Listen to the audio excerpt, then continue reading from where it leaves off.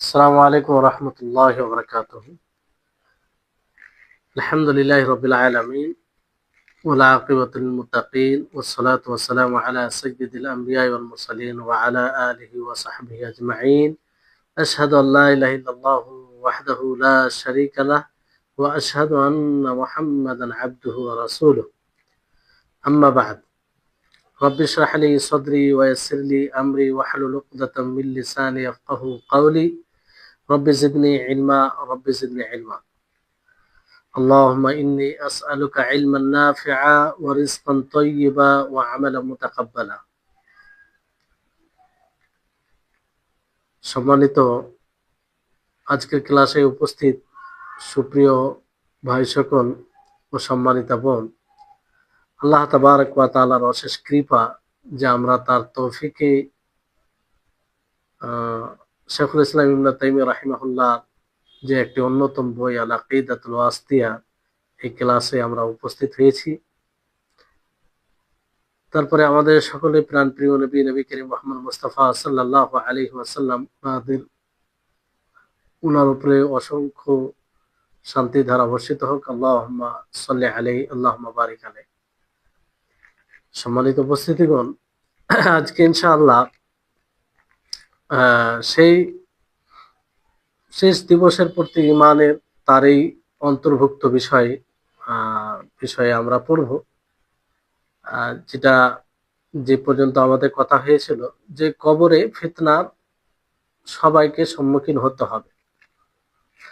আর এটা বড় ফিতনা এই কারণে যে কারণ এই কবরের ফিতনায় যে প্রশ্ন করা হবে, সেই প্রশ্নগুলোর উত্তর তারাই দিতে পারবে যাদের দুনিয়াতে আকীদা এবং সৎ আমল থাকবে, যাদের জীবনে ভালো আকীদা, বিশুদ্ধ আকীদা থাকবে এবং সৎ আমল থাকবে, তারাই এর সঠিক উত্তর দিতে পারবে।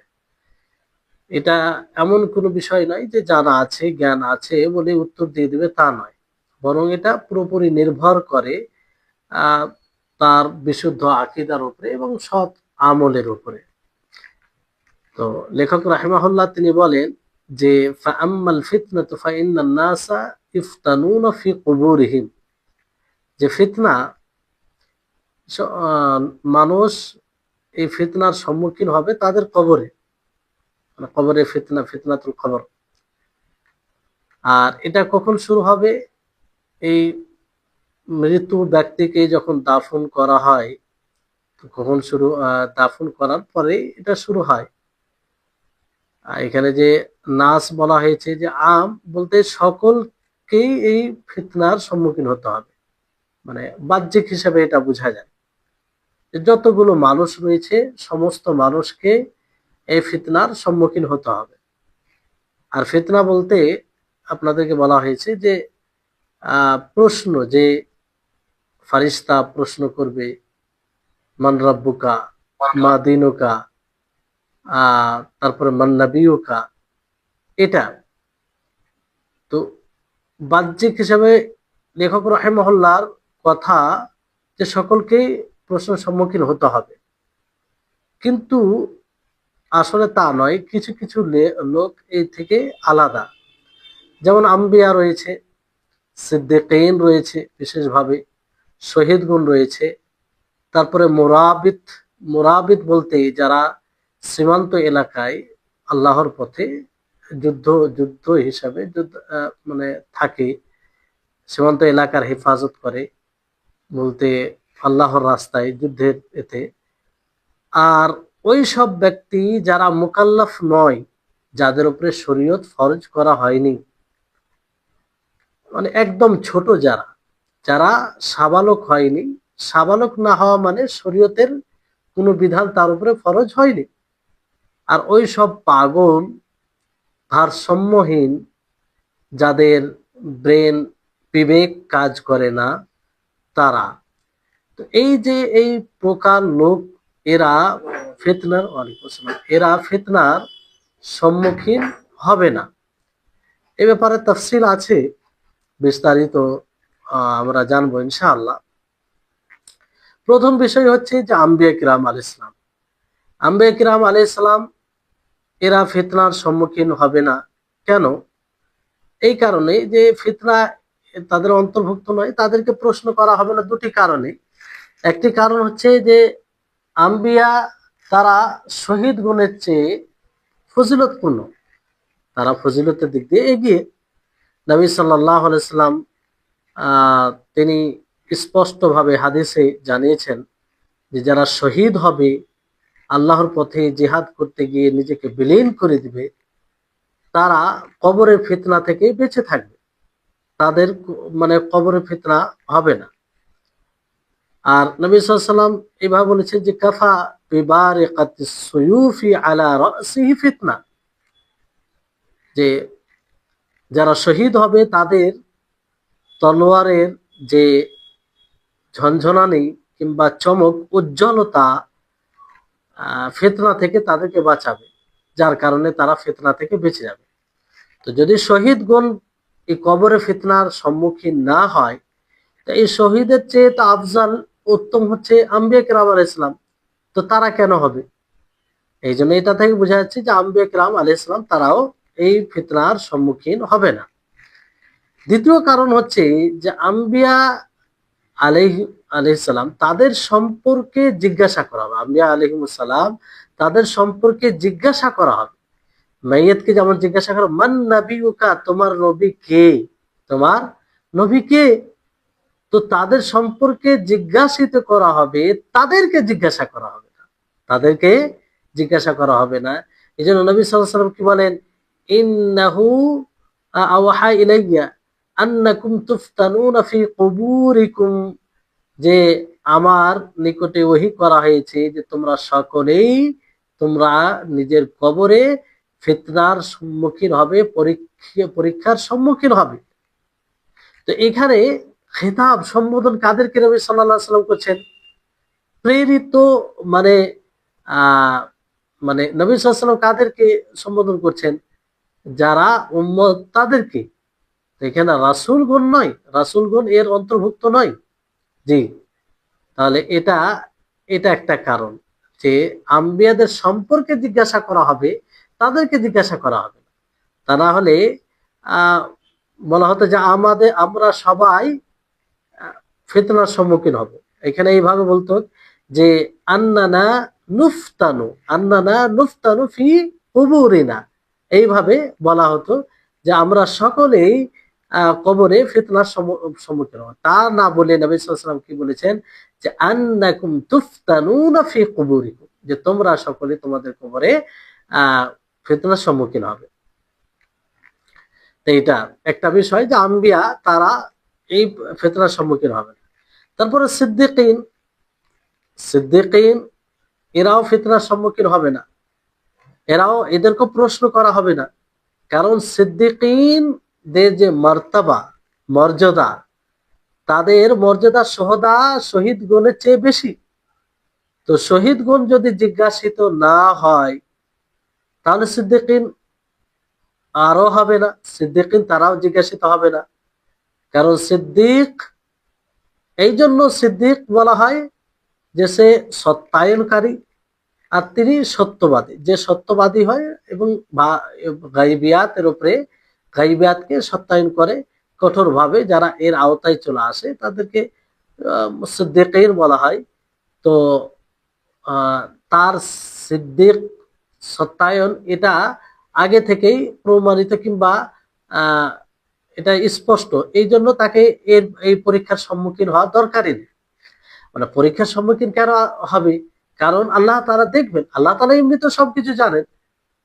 তো আল্লাহ তাআলা দেখবেন যে কে কতটা মানে ঈমান এনেছে। তো যে সিদ্দিকিন, যে আগে থেকে এর আওতায় চলে এসেছে, তাকে আল্লাহ তাআলা জিজ্ঞাসা করবে না, কারণ সে তো সন্দেহের মধ্যে নেই, সে একদম সত্যায়নকারী। তো এই জন্য তাকে প্রশ্ন করার প্রয়োজনই নেই। কিছু কিছু ওলামাগণ বলেছেন না, তাদেরকেও জিজ্ঞাসা করা হবে দলিলের কারণে। যাই হোক, আল্লাহ আলাম, আল্লাহ তাআলাই বেশি ভালো জানেন। তৃতীয় প্রকার যাদেরকে যে প্রশ্নের সম্মুখীন হতে হবে না, তারা হচ্ছে শহীদগণ, যাদের ব্যাপারে বলা হলো যারা আল্লাহর রাস্তায় জিহাদ করতে গিয়ে নিজেকে বিলীন করে দিয়েছে, শহীদ হয়ে গেছে। তাদেরকে প্রশ্ন করা হবে না, কারণ তাদের ঈমান আছে বলেই তো সেই পথে জিহাদ করতে গিয়ে তারা শহীদ হয়ে গেছে। তারা নিজের জান ও মালকে বিক্রি করে দিয়েছে জান্নাতের বিনিময়ে। আল্লাহ তাবারক ওয়া তাআলা বলেন, ইন্নাল্লাহা আশতারা মিনাল মুমিনিনা আনফুসাহুম ওয়া আমওয়ালাহুম বিআন্না লাহুমুল জান্নাহ ইউকাতিলুনা ফি সাবিলিল্লাহি ফায়াকতুলুনা ওয়া ইউকতালুন। যে নিশ্চয় আল্লাহ তাবারক ওয়া তাআলা মুমিনদের কাছ থেকে তাদের জানকে, প্রাণকে এবং তাদের মালকে, ধন সম্পত্তিকে এই কথার বিনিময়ে ক্রয় করেছেন যে তাদের জন্য জান্নাতের বিনিময়ে, জান্নাতের বিনিময়ে।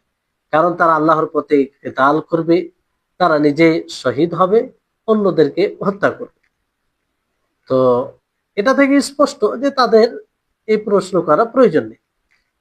তারপর আল্লাহ তাআলা বলেন, ওয়ালা তাহসাবান্নাল্লাযীনা কুতিলু ফি সাবিলিল্লাহি আমওয়াতা বাল আহইয়াউন ইনদা রাব্বিহিম ইউরযাকুন।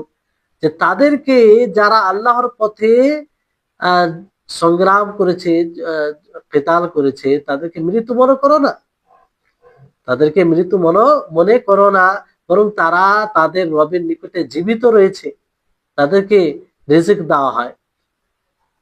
এটা এই আয়াত থেকে এটা স্পষ্ট হয়। তারপর নবী সাল্লাল্লাহু আলাইহি ওয়াসাল্লাম বলেন, কাফা বিবারিকাতিস সুয়ুফ আলা রাসি ফিতনা। যে তলোয়ারের যে উজ্জ্বলতা, কারণ তলোয়ার নিয়ে জিহাদ এরকম করতে হয়েছে তাদেরকে, তা সেই উজ্জ্বলতায় তাদেরকে এই ফিতনা থেকে বাঁচানোর জন্য যথেষ্ট হবে। তাই হচ্ছে বিষয়।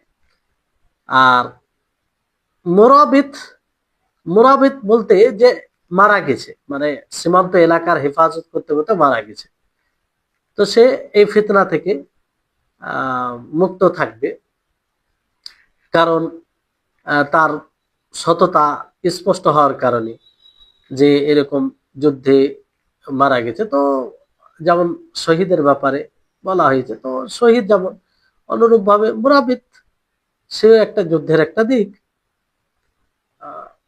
তো আল্লাহ তাআলার দুশমনের সাথে লড়াই করতে গিয়ে আল্লাহ তাআলার কালিমাকে সুউচ্চ করার উদ্দেশ্যে, দ্বীনকে প্রচার প্রসার, দ্বীনের সহযোগিতার উদ্দেশ্যে, তাহলে এটা তো তার ঈমানের উপরে একটা বড় দলিল, তার সৎ ঈমানের উপরে একটা বড় দলিল এটা। জি, তো এই হচ্ছে মুরাবিত। এই জন্য তারাও এই ফিতনার সম্মুখীন হবে না।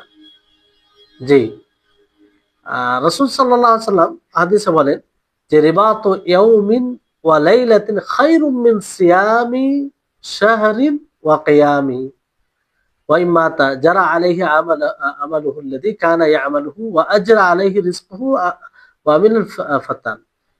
যে একদিন অথবা এক রাত্রের সীমান্ত মানে পাহারা দেওয়া, মানে প্রহরী হওয়া, এটা উত্তম এক মাস রোজা ও কিয়াম করার চেয়ে বেশি। আল্লাহু আকবার। যদি সে মারা যায়, সীমান্ত এলাকার হেফাজত করতে করতে যদি মারা যায়, তো তার একটি সকাল, একটি সন্ধ্যা, এক মাস কিয়াম ও এক মাস কিয়াম মানে এক মাস তাহাজ্জুদ সালাত এবং এক মাস সিয়াম রোজা রেখে যতটা নেকি, তার চেয়ে বেশি উত্তম। আল্লাহু আকবার। যদি সে মারা যায়, আর মানে তার আমল জারি হবে, যেটা সে আমল করতো আর কি, আর ফিতরা থেকে সে মুক্ত হবে। যাই হোক, এই হাদিস থেকে এটা স্পষ্ট হয় যে মুরাবিদ যারা সীমান্ত এলাকার হেফাজতে থাকে, তারা এই ফিতনার সম্মুখীন হবে না। পঞ্চম শ্রেণীর লোক, যে ছোট, যারা একদম ছোট, যাদের উপরে শরীয়ত ফরজ হয়নি, যারা সাবালক হয়নি কিংবা পাগল, ব্রেন শক্তি, বিবেক কাজ করে না, তারা ফিতনার সম্মুখীন হবে কি হবে না এই ব্যাপার নিয়ে বিষয় রয়েছে। তো কিছু ওলামাগণ বলেছেন যে না, তাদেরকে জিজ্ঞাসা করা হবে, তারা ফিতনার সম্মুখীন হবে, যদিও ছোট হয় আর পাগল হয়, ব্রেন ভারসাম্যহীন হয়, তারপরেও তাদেরকে জিজ্ঞাসা করা হবে আম দলিল থাকার কারণে, ব্যাপকভাবে। কারণ নবী সাল্লাল্লাহু আলাইহি ওয়াসাল্লাম কি বলেছেন যে ইন্নাকুম তুফতানুনা ফি কুবুরিহিম, যে তোমরা তোমাদের কবরে ফিতনার সম্মুখীন হবে। এই জন্য যদি মানে দুনিয়াবী জীবনে তাদের যে উপরে ফরজ অন্যদের উপরে ছিল সেটা সাকিত হয়ে যাবে, কিন্তু মৃত্যুর পরে সেটা কি হবে, জিজ্ঞাসা করা হবে অন্যদের মতো। তো এই হচ্ছে বিষয়, কিছু ওলামাগণ এটা বলেছেন। আর কিছু ওলামা বলেছেন যে না, যারা একদম পাগল কিংবা ছোট তাদেরকে প্রশ্ন করা হবে না, তারা এই ফিতনার সম্মুখীন হবে না, কারণ তারা মুকাল্লাফ নয়, তাদের উপর আল্লাহ তাআলা শরীয়ত ফরজ করেনি। মুকাল্লাফ যদি না হয় তো তাদেরও হিসাবও নেই, হিসাব তার উপরে হবে যে মুকাল্লাফ হবে, মানে যার উপরে শরীয়ত ফরজ হয়ে যাবে, সে গুনাহ করবে, তার গুনাহ শাস্তি পাবে। আর এরা তো না শাস্তি পাবে, না তাদের সওয়াব রয়েছে। যদি তারা সৎ আমল করে থাকে তো তার উপরে সে অবশ্যই নেকি পাবে, কিন্তু গুনাহ করলে মানে তার পাপ নেই, কারণ ওই সময় তাদের ব্রেন বিবেক এগুলো পরিপক্ক হয় না। তো এই হচ্ছে বিষয়। তো লেখক রাহিমাহুল্লাহর কথা থেকে এটা বের হয়ে যায় ফাইনান নাস, মানে এই যে সমস্ত লোক ফিতনার সম্মুখীন হবে, পাঁচ প্রকারের লোক: আম্বিয়া এবং সিদ্দিকিন যারা সোহাদা শহীদগণ, মুরাবিত মানে সীমান্ত এলাকার যারা হেফাজত করে, আর যাদের কোনো আক্কেল নেই, বিবেক নেই, পাগল, তারা। এই পাঁচ প্রকার লোক সমস্ত লোক থেকে আলাদা হয়ে যায়। এরা যদি কিছু কিছু শ্রেণীর লোকের ব্যাপারে ইখতিলাফ যেটা বলা হলো, যে কিছু বলেছেন এটা হবে, কিছু বলেছেন হবে না, তো যাই হোক, এক কথায় পাঁচ প্রকার লোক বাদ দিয়ে সকলেই ফিতনার সম্মুখীন হবে। তাহলে স্পষ্ট। এই জন্য মানুষকে তিন ভাগে বিভক্ত করা যেতে পারে, যে এক প্রকার হচ্ছে মুমিনুন মানে মুমিন, খালিস মুমিন, মুমিন মানে যাদেরকে মুমিন বলা হয়। আর খুল্লাসুন বলতে খালিস, একদম মুমিনের থেকে একদম খালিস। মুনাফিক, মুনাফিক এক শ্রেণীর লোক। তো এই যে মুমিনুন খুল্লাসুন মানে এই দুই প্রকার লোক যে আছে, আহ একটা মুমিনুল খুল্লাস মানে খালিস মুমিন, আর মুনাফিক, এরা প্রশ্নের সম্মুখীন হবে। মুনাফিকরাও প্রশ্নের সম্মুখীন হবে, আর মুমিনরাও প্রশ্নের সম্মুখীন হবে। তবে ওই যে পাঁচ প্রকার লোক, শ্রেণীর লোক আলাদা হবে, এটা আপনাদেরকে বলা হবে। আর আরেক প্রকারের তৃতীয় শ্রেণীর লোক হচ্ছে কাফির, খালিস কাফির, খালিস কাফির। তো তারা এই ফিতনার সম্মুখীন হবে কিনা এই ব্যাপারে দ্বিমত আছে। ইবনুল কাইয়িম রাহিমাহুল্লাহ তিনি কিতাবুর রূহ একটি বই রয়েছে, তাতে তিনি প্রাধান্য এটাই দিয়েছেন যে তারা ফিতনার সম্মুখীন হবে, ফিতনার সম্মুখীন হবে। বলতে ফিতনা মানে তাদেরকে জিজ্ঞাসা করে উত্তর না দিয়ে শাস্তি দেওয়া হবে, না জিজ্ঞাসা করা হবে না, বিষয়টা এটা। ফিতনার সম্মুখীন হবে কি হবে না যে একদম তারা আযাব পাবে না, এরকম বিষয় নেই, এরকম বিষয় নেই। জি। তো তারপর আরেকটি বিষয় এখানে আসে, যে পূর্বে যে উম্মত গুলো গত হয়েছে তাদেরকে কি এই বিষয়ে প্রশ্ন করা হবে? তারা কি এই মানে এটার অন্তর্ভুক্ত? কিছু ওলামা কেরাম বলেছেন, আর এই এই মত দিয়ে গেছে না, যেটা সঠিক, যে তাদেরকেও প্রশ্ন করা হবে। কারণ এই উম্মতে মুহাম্মাদিয়া আশরাফুল উমাম, আফজালুল উমাম, যে সর্বশ্রেষ্ঠ উম্মত, সর্বশ্রেষ্ঠ উম্মত, সবচেয়ে বেশি মর্যাদার অধিকারী এই উম্মত। তো আশরাফুল উমাম হওয়ার পরেও যদি এই উম্মতকে জিজ্ঞাসিত হতে হয়, এই উম্মতকে এই ফিতনার সম্মুখীন করতে হয়, তাহলে পূর্বের উম্মত কেন হবে না? পূর্বের উম্মতও এই প্রশ্নের সম্মুখীন হবে। ফি কুবুরিহিম বলতে কবরের বহু বচন, কুবুর, যে কবরে মাইয়িতদেরকে দাফন করা হয়, এটা আম ভাবে বারজাখী জীবনে এটা শামিল রয়েছে। মানুষের মৃত্যু এবং কিয়ামত সংঘটিত হওয়ার মাঝে যে বারজাখী জীবন রয়েছে, মানুষের মৃত্যু ও কিয়ামত সংঘটিত হওয়ার মাঝে যে জীবনটা, সেটা কি বারজাখী জীবন। তো এটা যেমন ভাবে মানুষ মারা যায়, কোনো মানুষকে যদি কোনো বাঘ, কোনো সিংহ, বাঘ যাই হোক, কোনো এমন প্রাণী মানে খেয়ে ফেলে, কিংবা সমুদ্রতে ডুবে যায়, কিংবা মাছের পেটে চলে যায়, কিংবা হাওয়া কোথাও তাকে উড়িয়ে ফেলে দেয়, এরাও স্বামী। মানে কবরে দাফন করলেই যে বারজাখের জীবন হবে তা নয়। সে যেভাবেই মারা যাক না কেন, যেভাবেই মারা যাক, তার দাফন হোক আর না হোক, তার দাফন হোক আর না হোক, তার তার মৃত্যু থেকে নিয়ে কিয়ামত সংঘটিত হওয়া পর্যন্ত এই মধ্যবর্তী সময়কে বারজাখী জীবন বলা হয়। এই মধ্যবর্তী সময়কে কি বলা হয়? বারজাখী জীবন বলা হয়। তাকে দাফন করা হোক আর না হোক, ফিতনার সম্মুখীন সকলেই হবে। যারা ওই 5 প্রকার লোক ছাড়া সে স্বাভাবিক মৃত্যু হোক তার, অথবা কোনো সমুদ্রে ডুবে যাক, অথবা কোনো প্রাণীতে তাকে খেয়ে ফেলুক, যাই করে হোক না কেন, তাকে এই ফিতনার সম্মুখীন হতে হবে। জি, তো এই ফিতনা,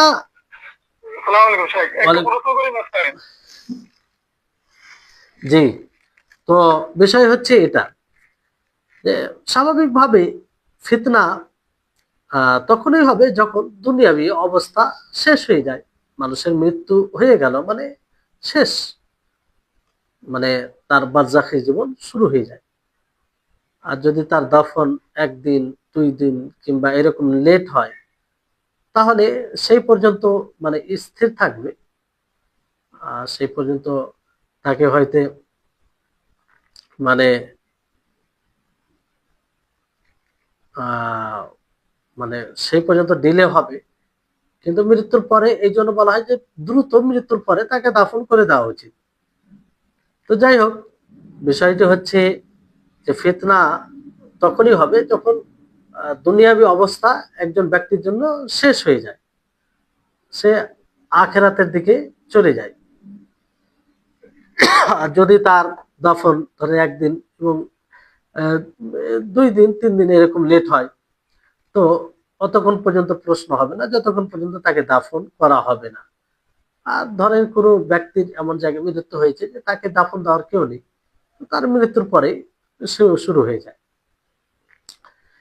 আর তারপর বলা হবে সে ব্যক্তিকে যাকে দাফন করা হয়েছে, যে মারা গেছে, কে বলবে? 2 ফারিস্তা। 2 ফারিস্তা সেই ব্যক্তি কবরে তার নিকটে আসবে, তাকে বসাবে এবং তাকে প্রশ্ন করবে। এমনকি হাদিসে এসেছে যে মানুষ যেমনই দাফন করে ফিরে যেতে আরম্ভ করবে, এমনকি তাদের জুতোর আওয়াজ পাওয়া যাবে, শুনবে। আর ওই অবস্থায় তাকে উঠিয়ে প্রশ্ন করা হবে। ওই 2 জন ফারিস্তা ফোন করবে, ওই 2 জন ফারিস্তা তাদেরকে প্রশ্ন করবে। নবী সাল্লাল্লাহু আলাইহি ওয়াসাল্লাম, তাই নবী সাল্লাল্লাহু আলাইহি ওয়াসাল্লামের ভাষ্য অনুযায়ী এটাই বোঝা যায়। এই জন্য নবী সাল্লাল্লাহু আলাইহি ওয়াসাল্লাম কি বলেছেন? নবী সাল্লাল্লাহু আলাইহি ওয়াসাল্লাম বলেছেন, ইস্তাগফিরু লিআখিকুম ওয়াসআলু লাহু আত-তাসবীত ফাইন্নাহুল আন ইউসাল। যে তোমরা তোমাদের ভাইয়ের জন্য ইস্তেগফার করো, তার জন্য অবিচল থাকা এটা চাও, কারণ এখন তাকে জিজ্ঞাসা করা হবে। আল্লাহু আকবার। তাহলে চিন্তা করুন, তো যারাই আমরা দাফন জানাজা পড়তে যাই, মাটি দিতে যাই, এই বিষয়টি এই হাদিসকে স্মরণ করা উচিত। কারণ এই দোয়ার মুহতাজ, এই দোয়ার মুখাপেক্ষী আমরাও।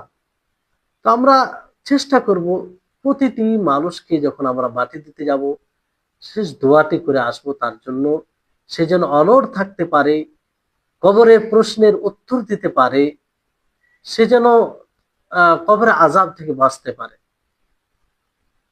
আমরা কখনো তাড়াহুড়ো করে কোনো কাজ, বিশেষ কাজ থেকে চলে এলে ভিন্ন বিষয়, কিন্তু রেগুলার এই অভ্যাসটা করা উচিত নয়।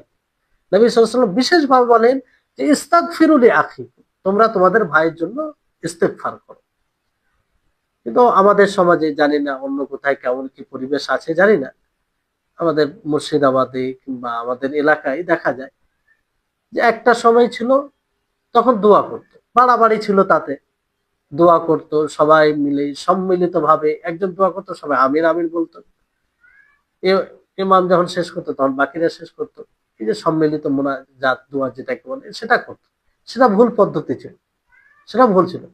যদি ওইখান থেকে ফিরে এসেছে, আর একটা বাড়াবাড়ি হয়েছে যে এখন দোয়াই করে না, এখন দোয়াই করে না, মাটি কোন রকম ভাবে মাটি দিয়ে বের হয়ে যায়। যদি বলা হয় তো বলে কি যে না আগে তো দোয়া ছিল, এখন তো দোয়া উঠিয়ে দিয়েছে। এই হচ্ছে মানুষের জাহালাত, অজ্ঞতা, মিসগাইড হয়েছে, এ তো কোনো সন্দেহ নেই। যখন সম্মিলিত দোয়া ছিল তখনই বিশেষভাবে এই বিষয়টি সামনে রেখে মানে তখনই মানুষকে জ্ঞাত করা উচিত, কিংবা ওইভাবে প্রচার প্রসার করা উচিত ছিল আমাদের, যে দোয়া এইভাবে সম্মিলিত ভাবে করা যায় না, কিন্তু আমরা একাকী ভাবে দোয়া করতে পারি, একাকী ভাবে দোয়া করতে পারি, যার আদেশ নবী করিম মুহাম্মদ সাল্লাল্লাহু আলাইহি ওয়াসাল্লাম দিয়েছেন।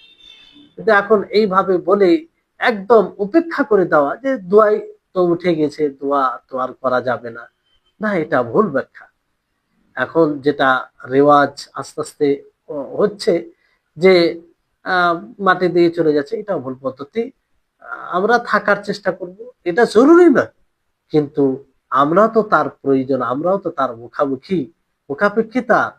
একদিন আমরাও চাইবো আমাদের জন্য দোয়া করুক, ইস্তিগফার করুক, যাতে আমরা সেই কবরের কঠিন সেই অবস্থা মুহূর্ত থেকে আমরা হ্যাঁ মানে বাঁচতে পারি। তো এই জন্য আমরা এই জিনিসটা স্মরণ করে প্রতিটা এতে মানে দাফন শেষ করে আমরা ব্যক্তিগতভাবে তার জন্য যেন দোয়া করে আসতে পারি। আল্লাহ, এতে নবী সাল্লাল্লাহু আলাইহি সাল্লামের হুকুম এবং তার আদর্শ এবং নীতির উপরে আমল হবে, আর মাইয়াতের উপরে বড় এক ইহসান করা হবে, বড় এক ইহসান করা হবে। জি, তো এই হচ্ছে বিষয়। এবার কিছু মানে আসার রয়েছে, মানে তাতে এসেছে যে সেই দুটি ফারিস্তার নাম হবে মুনকার নাকির। মুনকার নাকির, আহ মুনকার নাকির বলা হয়েছে আকীদা গ্রন্থ কিছু কিছু ইয়েতে এসেছে। তো মুনকার নাকির এটার ব্যাপারে আহ মানে আছে যে এটা সঠিক না বেঠিক। কিছু ওলামাগণ বলেছেন যে না, এই দুটি নাম আহ সঠিক নয়, মানে এই দুটি নাম প্রমাণিত নয়। কারণ যে হাদিসে এই দুটি নাম রয়েছে সেই হাদিসটি যায়ীফ, দুর্বল, তারা এটা বলেছেন। কিছু বলেছেন যে না, হাদিসটি হুজ্জাত দলিল। আর এই নামটা মানে ওরা যে নিজে মুনকার তার কারণে মুনকার বলা হয় না, বরং মুনকার এই ক্ষেত্রে বলা হয় যে মৃত ব্যক্তি যে মারা গেছে সে তার সেই দুজন ফারিস্তাকে জানে না, তার সাথে পরিচয় নেই, এই ক্ষেত্রে মুনকার। এই ক্ষেত্রে মুনকার যেমন ইব্রাহিম আলাইহিস সালাম ফারিস্তা যে মেহমান ছিল, তাদেরকে কি বলেন? কওমুম মুনকারুন। মুনকারুন মানে তারা আপনাদেরকে জানে না, কিংবা আহ এই যাই হোক, আহ মানে কওমুম মুনকারুন মানে তিনি এদেরকে জানেন না, এটা উদ্দেশ্য, তিনি এদেরকে জানেন না। তো ওই ক্ষেত্রে মুনকার নাকির বলা হয়েছে, কারণ যে মাইয়াত হবে, যে মারা গেছে, সে তাদেরকে জানে না এই ক্ষেত্রে। তো যাই হোক, এইভাবে বলা হয়েছে, যেটাই মানে আল্লামা আলবানী যে হাদিসে এই দুটি নাম এসেছে, আল্লামা আলবানী রাহিমাহুল্লাহ তিনি এই হাদিসকে সঠিক বলেছেন। এবার এই দুটি যে ফারিস্তা জিজ্ঞাসা করবে, এই দুটি ফারিস্তা কি নতুন দুজন ফারিস্তা হবে, না সেই দুইজন ফারিস্তা হবে যে দুজন ফারিস্তা পার্থিব জীবনে সেই ব্যক্তির একজন সৎ আমল লিপিবদ্ধ করত, আর একজন অসৎ আমল, গুনহা, পাপ এগুলো লিপিবদ্ধ করতো, তারাই থাকবে, একটা ডান দিকে একটা বাম দিকে। তো এই ব্যাপারে কিছু বিজ্ঞানীগণ বলেন যে তারা মূলত ওই দুটোই ফারিস্তা, যে দুটো ফারিস্তা পার্থিব জীবনে ছিল, একজন ডান দিকে একজন বাম দিকে, যারা সৎ আমল এবং অসৎ আমল লিখতো, একজন সৎ আমল একজন অসৎ আমল। তো কবরে তারাই সেই দুজন ফারিস্তাই জিজ্ঞাসা করবে এই তিনটি প্রশ্ন: মান রব্বুকা, মা দীনুকা, মান নবিয়ুকা। আর কিছু বিদ্বানগণ এটা বলেছেন যে না, এই দুজন ফারিস্তা আলাদা হবে, ভিন্ন হবে, ওই দুজন ফারিস্তা হবে না। আল্লাহ তাবারক ওয়া তাআলা বলেন যে ওয়ামা ইয়ালামু জুনুদা রাব্বিকা ইল্লা হুয়া, যে তোমার রবের লস্কর কে তারা সে জানে না, তিনি ছাড়া তার যে সেনাবাহিনী অর্থাৎ ফারিস্তাগণ কত হবে কেউ জানে না। মালাইকা একজন বহু একটা মানে মখলুক আল্লাহ তাআলার, তো অনেক রয়েছে। নবী সাল্লাল্লাহু আলাইহি ওয়াসাল্লামের এই হাদিস থেকে বোঝা যায় যে আতাতিস সামাউ ওয়া হাক্কা লাহা আন তাইতা মা মিন মাওদি'i শিবরিন ইল্লা ওয়া ফীহি মালাকুন কায়িমুন লিল্লাহি আও রাকিউন আও সাজিদ।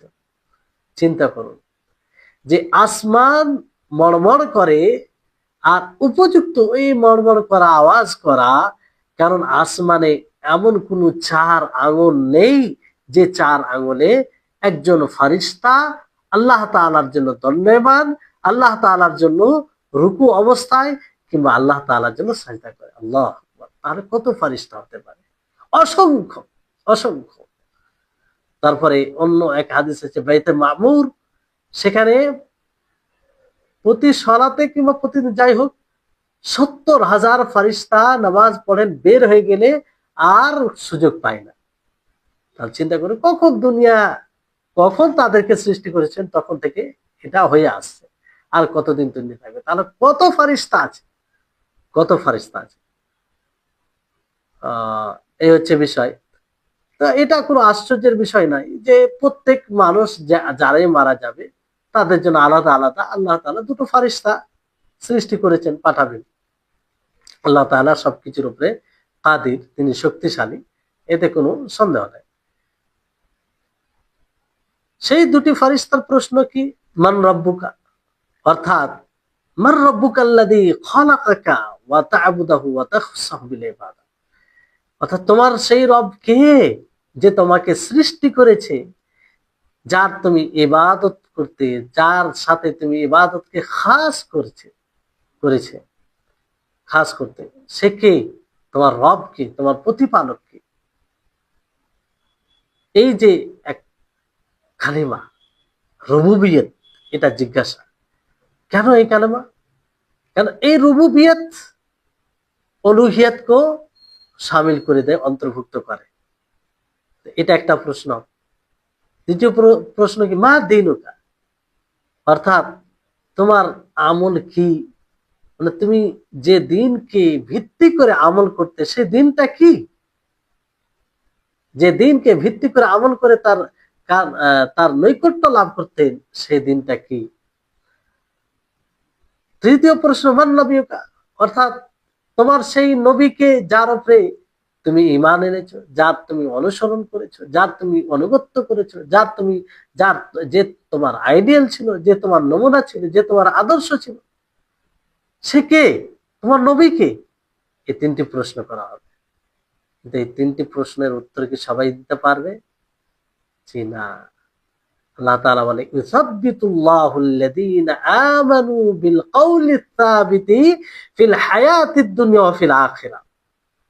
আল্লাহ তাআলা মুমিনকে সুদৃঢ় রাখবেন সেই সুদৃঢ় কালেমা দ্বারা, পার্থিব জীবনে ও পরকালের জীবনেও, অর্থাৎ তাদেরকে অনড় রাখবেন। তারা এদিক ওদিক টালমাটল করবে না, তারা অন্যরকম উত্তর দেবে না। তাহলে এই হচ্ছে। তারপর তাওহীদ উদাহরণ মানে দিয়েছেন আল্লাহ তাআলা। যেমন আল্লাহ তাআলা বলেন আলাম তারা কাইফা দারাবাল্লাহু মাসালান কালিমাতান তাইয়্যিবাতান কাশাজারাতিন তাইয়্যিবাতিন আসলুহা সাবিতুন ওয়া ফারউহা ফিস সামা, যে আপনি কি দেখেন নাই যে আল্লাহ তাআলা এক স্বচ্ছ কালিমা, পবিত্র কালিমা উদাহরণ দিয়েছেন, এক পবিত্র বৃক্ষের মতো, যার শিকড়, যার জড় কি রয়েছে, যার জড় অটল রয়েছে, আর তার শাখা প্রশাখা আসমানে উপরে। ফিল হায়াতিদ দুনিয়া ওয়া ফিল আখিরা, এটা যাই হোক, এটা সম্ভব না। এটার মুতাআল্লিক মানে সম্পৃক্ত, এর সম্পৃক্ত হবে ইউসাব্বিতু, অর্থাৎ আল্লাহ তাআলা মুমিনদেরকে দুনিয়াতে যেমন অন্ন রাখবেন, দুনিয়াতে আখিরাতেও অন্ন রাখবেন। আর এটাও সম্ভব না যে এটা মুতাআল্লিক মানে সম্পৃক্ত ফিল হায়াতিদ দুনিয়া ওয়া ফিল আখিরা, এটা সাবিতের সাথে, অর্থাৎ এটা মানে সেই কথার ওয়াসফ গুণ, অর্থাৎ এই কথা কালিমা, তাকে কালিমাটাই সাব্যস্ত থাকবে, কালিমা যদি সঠিকভাবে কি পালন করে থাকে তাহলে সে অনড় থাকবে।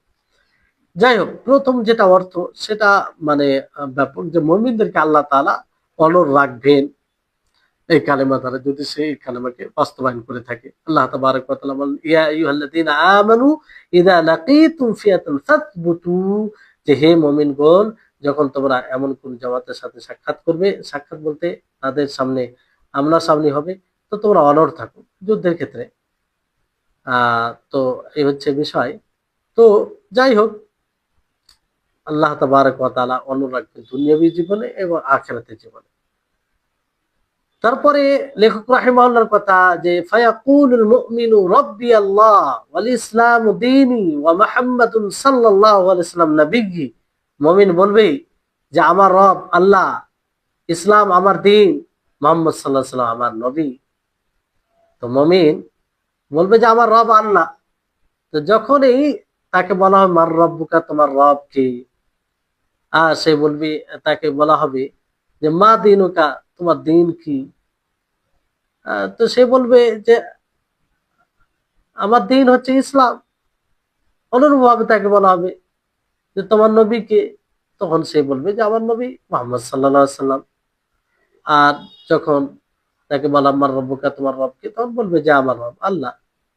তো এই উত্তর, এটা সঠিক উত্তর বলা হবে। আর যেমন এই উত্তর দিবে, তখন ফায়ুনাদি মুনাদিম মিনাস সামা, আসমান থেকে এক ঘোষণাকারী ঘোষণা করবে, আন সাদাকা আবদি, যে আমার বান্দা সত্য বলেছে, ফাফরিশুহু মিনাল জান্নাহ, তার জন্য জান্নাতের বিছানা বিছিয়ে দাও, আল বিসুহু মিনাল জান্নাহ, এবং তার জন্য জান্নাতের পোশাক পরিয়ে দাও তাকে, ওয়াফতাহু লাহু বাবান ইলাল জান্নাহ, এবং তার জন্য জান্নাতের দরজা খুলে দাও। আল্লাহ যেন আমাদের সকলকে তার অন্তর্ভুক্ত করেন, আমরা যেন সকলেই সেই কবরে অনড় থাকতে পারি, উত্তর দিতে পারি।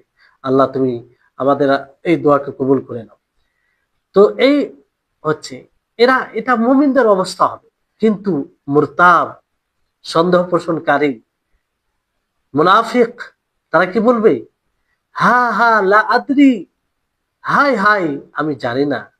সামিআতুন নাস ইয়াকুলুনা শাইআন ফাকুলতুহু, আমি মানুষকে বলতে শুনেছি যে তাই আমি এটা বললাম। মুরতাব বলতে, সন্দেহ পোষণকারী বলতে কি, যে সন্দেহ করতো দিনের বিষয়ে, গায়বিয়াতের বিষয়ে, মুনাফিক এবং এর সাথে জড়িত যেগুলো লোক রয়েছে তারা। হা হা লা আদরি সামিআতুন নাস ইয়াকুলুনা শাইআন ফাকুলতুহু, এটা থেকে স্পষ্ট হয় যে তাদের হৃদয়ে ঈমান প্রবেশ করেনি। তারা বলবে সেটাই যেটা মানুষ বলতো, মানে তাদের হৃদয় ঈমান না পৌঁছানোর কারণে।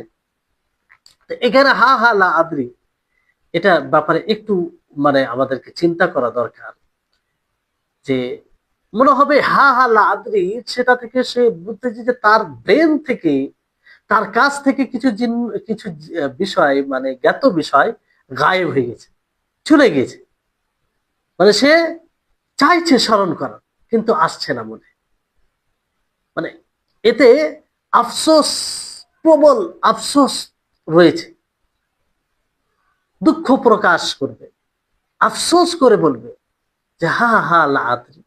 সাধারণ আমি জানি না এটা বিষয় নয়, এই কথার মধ্যেই প্রচন্ড আকারে দুঃখ, আফসোস থাকবে, আর বলবে হা হা লা আদরি।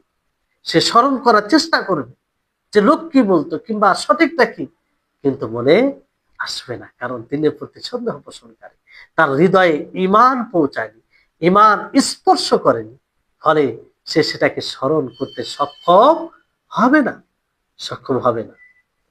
প্রচন্ড আকারে সে আফসোস করে এটা বলবে যে হা হা লা আদরি। সে ধারণা করবে, আসলে সে তার ধারণা থাকবে যে আমি এর উত্তর জানি, কিন্তু তার মনে আসবে না। তার মাঝে এবং উত্তর মাঝে প্রাচীর হয়ে যাবে। হ্যাঁ, আর সে বলবে হা হা লা আদরি, হায় হায় হা আমি জানি না। আর বলবে যে সামিআতুন নাস ইয়াকুলুনা শাইআন ফাকুলতু, আমি মানুষকে এরকম কিছু বলতে শুনতাম, তাই আমি বললাম হা হা লা আদরি। সে না এটা বলবে যে আমার রব আল্লাহ, আর না সে এটা বলবে আমার দিন ইসলাম, আর না সে এটা বলবে আমার নবী মুহাম্মদ।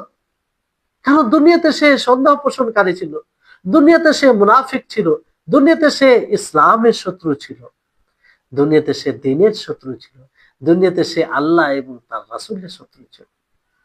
এই জন্য সে উত্তর দিতে সক্ষম হবে না। তো যখন কবরে প্রশ্ন করা হবে, এই প্রশ্নের উত্তর এতটাই দরকার পড়বে, সঠিক উত্তরের দরকার পড়বে, কিন্তু সে অক্ষম হবে, বলতে পারবে না। আর এই কথা বলবে হা হা লা আদরি সামিআতুন নাস ইয়াকুলুনা শাইআন ফাকুলতু।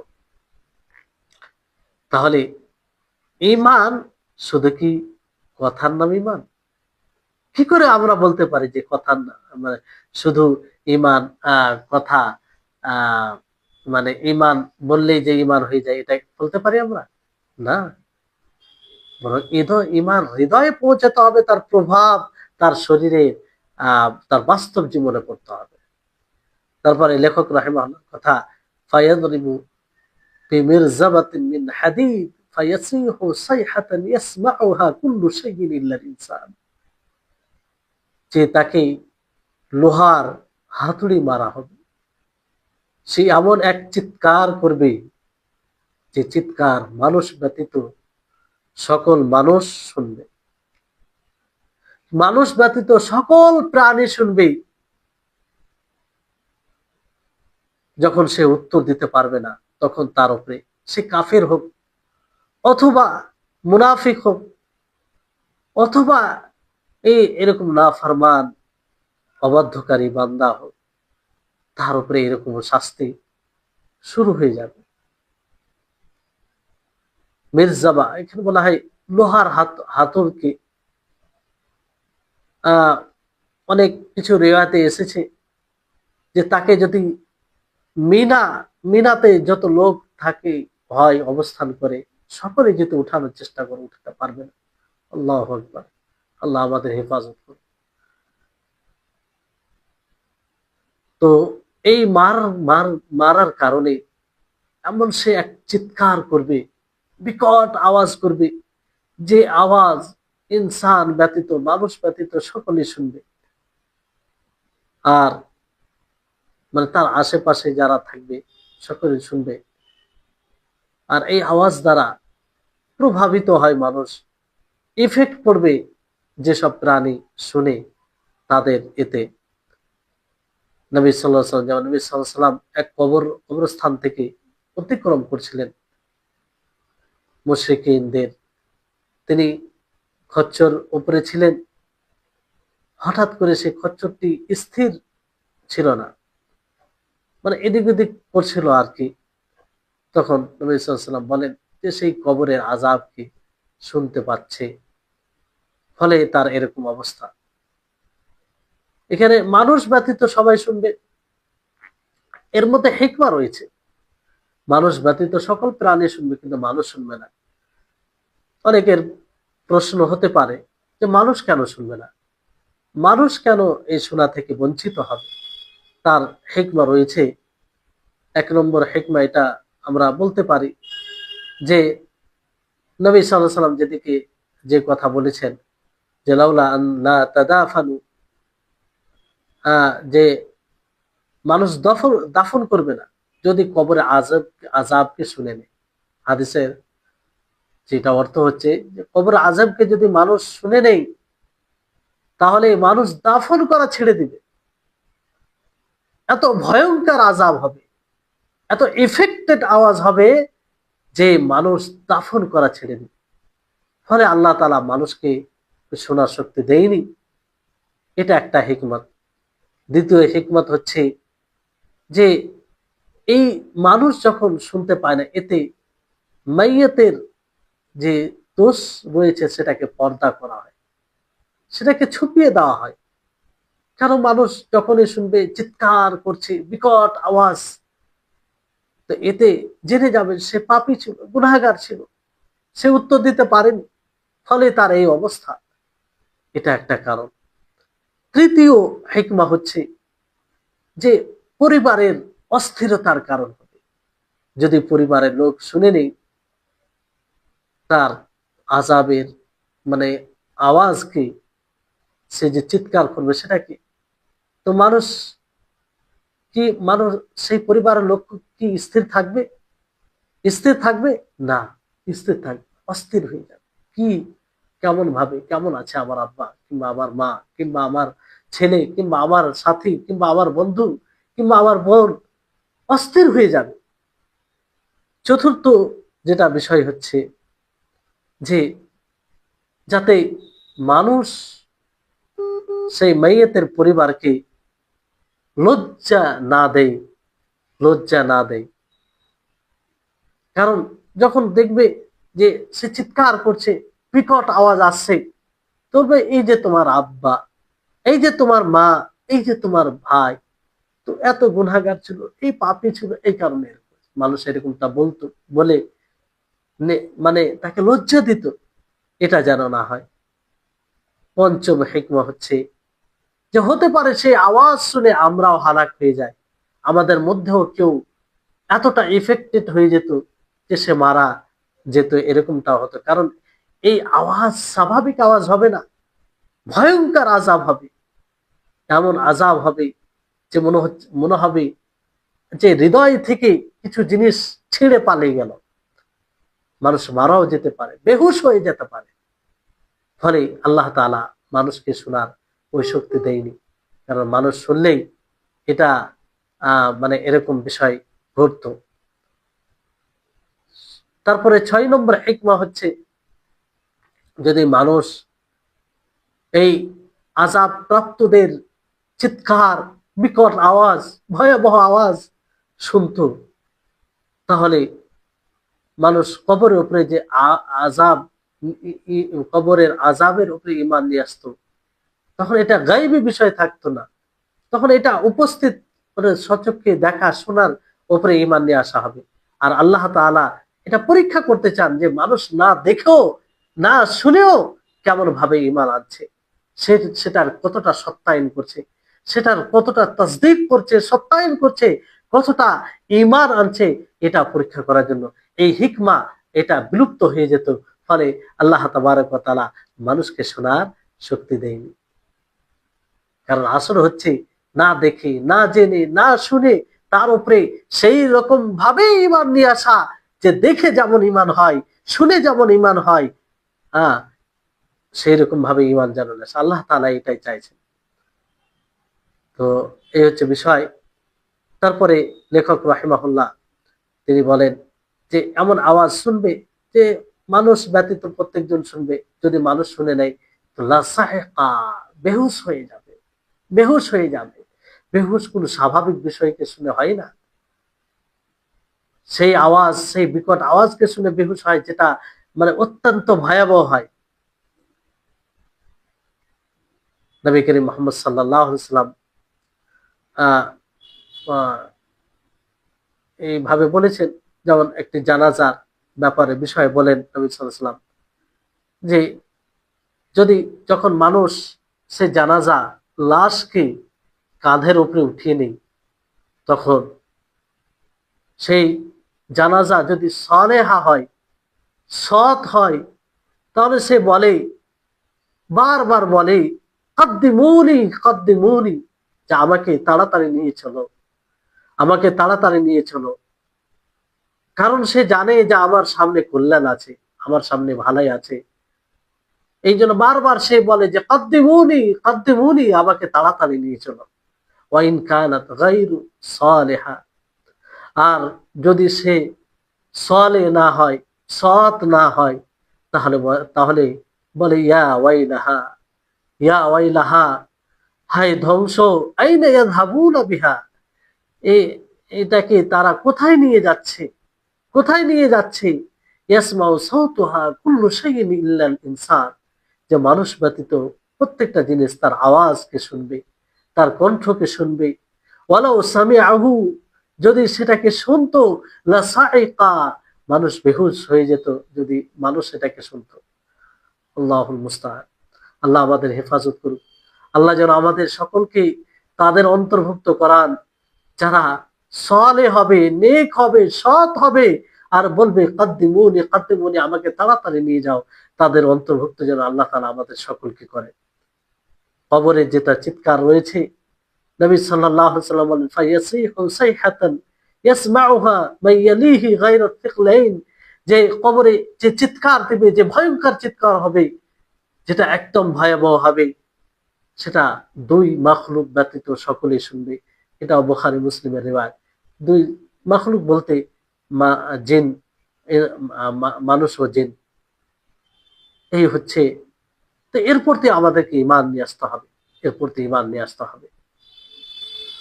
যাই হোক, এই কবরের মারহালা, এই কবরের জীবন, বারজাখী জীবন, কঠিন জীবন। এই জন্য বিশেষভাবে আল্লাহ নবী এর থেকে পানাহ চাইতে বলেছেন। যে এই জন্য আমরা সাধারণত দোয়া করে থাকি, আল্লাহুম্মা ইন্নী আউযু বিকা মিন আযাবিল কবর, আল্লাহুম্মা ইন্নী আউযু বিকা মিন আযাবিল কবর। হে আল্লাহ, আমি আমি তোমার কবরের আযাব থেকে আশ্রয় চাইছি।